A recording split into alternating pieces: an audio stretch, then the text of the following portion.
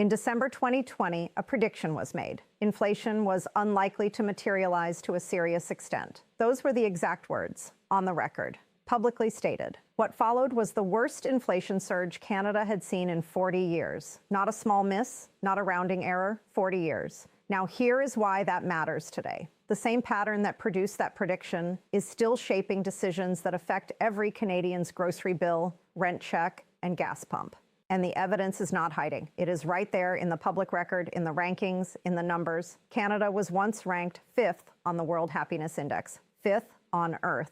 Today, we sit at 25th, our lowest ranking since the report launched in 2012. Every other country on that list lives on the same planet as we do. They face the same pressures, the same global headwinds. So why is Canada the one falling? That is what this video answers. Let's start with energy, because this is where the gap between policy and reality becomes impossible to ignore. Germany wanted Canadian natural gas. The demand was real. Canada has among the largest natural gas reserves in the world. This should have been a straightforward conversation. It wasn't, because the infrastructure to move Canadian gas to Tidewater, the pipelines and LNG export terminals, has been blocked. Meanwhile, Germany did not wait. They built a full LNG import terminal in 194 days, 194 days. Construction began in July 2022, and the jetty was complete by November, confirmed by Niedersachsen Ports directly. And you know who Germany ended up buying that gas from? The United States, Louisiana, and Texas. The first commissioning cargo at the Wilhelmshaven terminal arrived directly from Calcasieu Pass, Louisiana. Neither Louisiana nor Texas has a carbon tax. The United States has no federal carbon tax. And Germany had absolutely no problem signing those contracts.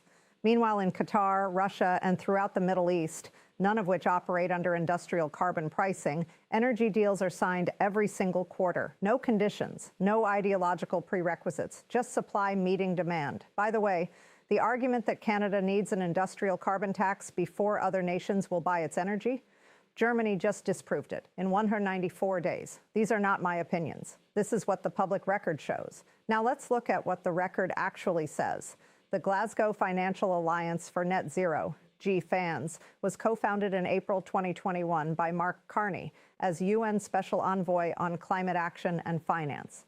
Its stated purpose was to redirect global capital toward net zero targets. Canada's oil and gas sector was directly in its crosshairs. By early 2025, the alliance was in freefall. Major U.S. banks, Citi, Bank of America, Goldman Sachs, had all exited. Sub-alliances, including the Net Zero Banking Alliance and the Net Zero Insurance Alliance, had disbanded entirely. GFANZ announced a full restructuring, dropping its Paris Agreement participation requirement. Wrong on that one. And the cost to Canada's energy sector in lost investment, lost pipeline approvals, and lost export leverage was paid by real Canadians. The record also shows a published position that Canada should leave 50% of its oil and gas in the ground. Canada, an energy-rich nation that Germany was literally trying to buy gas from, was being told to keep half its reserves buried. Wrong on that one too, and that position has since been walked back. Then there is the Northern Gateway pipeline. Testimony was offered against it. The pipeline did not proceed. The export capacity Canada needed to reach Asian markets never materialized. Wrong on that one. And Canadians are still paying for it in foregone revenue and reduced bargaining power. And then December 2020, with governments around the world pumping emergency stimulus into economies, a public prediction was made that inflation was unlikely to materialize to a serious extent. What followed was the steepest inflation surge in 4 decades. Wrong. Not according to me, according to the record and according to the fact that these positions have each since been reversed. Let me offer a brief translation service here. Free of charge, this is purely opinion. What was said in the House of Commons? A world-class economics education, years of formal study, advanced degrees in philosophy and economics, all of it cited as qualification to lead the country's financial direction. What that actually means in plain language. After a decade of formal economics training, the official prediction on the record in December 2020 was that prices were unlikely to rise significantly. The next 12 months delivered the worst inflation Canadians had experienced since the 1980s. Now, and I say this as observation, not insult, Most Canadians, without a single economics course to their name, watched governments print emergency money for 2 years straight and thought, that seems like it might cost us something later. They were right. The formal prediction was wrong. Frame that however you like. But Canadians paid for it at checkout.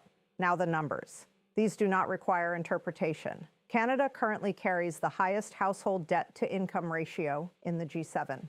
As of 2025, that ratio sits at approximately 174%, meaning for every dollar Canadians earn after tax, they owe 1.74 in debt. That is the worst in the G7 and second worst among all advanced economies. Canada has the worst housing affordability in the G7. The OECD's 2025 Economic Survey of Canada explicitly flagged declining housing affordability as a structural vulnerability requiring immediate attention.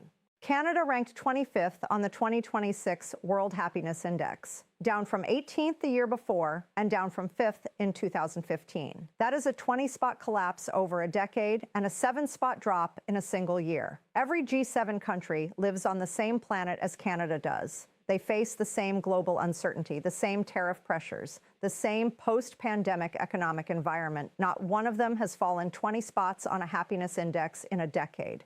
That is not a statistic. That is a Tuesday for millions of Canadians. That is the parent skipping lunch to cover the grocery run. That is the young couple doing math at midnight, wondering if they will ever own a home. That is the senior choosing between heating and food. Every other country lives on the same globe. So why is Canada the only one falling this far behind? Now, some in the media will tell you that asking these questions makes you extreme. They will say you are being divisive, too combative, that you simply do not understand the complexity of global economics. But Canadians who have been paying attention already know what the data shows. You watched your grocery bill climb. You watched your rent outpace your salary. You heard the explanation every single time that it was global factors, external pressures, circumstances beyond anyone's control. And then you checked the World Happiness Index and noticed that the countries above us are dealing with those same global factors and thriving. You are not wrong. You are not extreme. You have simply been paying attention. The numbers are public. Every source in this video is linked and verifiable. Anyone who wants to check should check. Tell me in the comments, when did you first notice something was off? Was it the grocery bill that did it, the housing numbers, or the explanation that never quite added up no matter how many times you heard it? I want to hear from you because your experience is part of this story too. Here is what I want Canadians to hold on to at the end of this. There is a version of this country that is not that far away. A version where you wake up and the first thought is not the price of eggs, where your mortgage renewal does not feel like a financial emergency, where your street feels settled, where your kids can imagine living in the same city where they grew up. That is not a fantasy.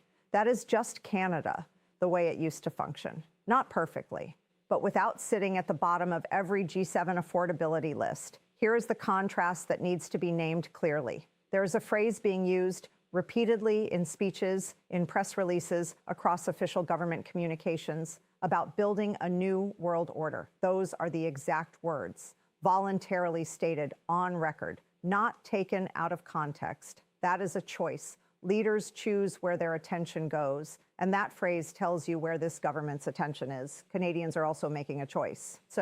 And the choice that is being heard in the happiness rankings, in the debt numbers, in the kitchen table conversations happening from Vancouver Island to Cape Breton is not about reordering the world. It is about being able to afford to live in it. It is about food that costs what it used to cost, about a house that is a home, not a financial instrument you can never reach, about streets where you feel safe, about a life that belongs to you, not to a policy framework, not to a global agenda, not to a theoretical model that sounds important and delivers suffering. The most powerful thing any government can do is make ordinary life work. Not glamorous, not the kind of thing that gets celebrated at international summits, but the thing Canadians actually feel from the moment they wake up to the moment they close their eyes. That is what is missing right now. And the data shows exactly when it started slipping.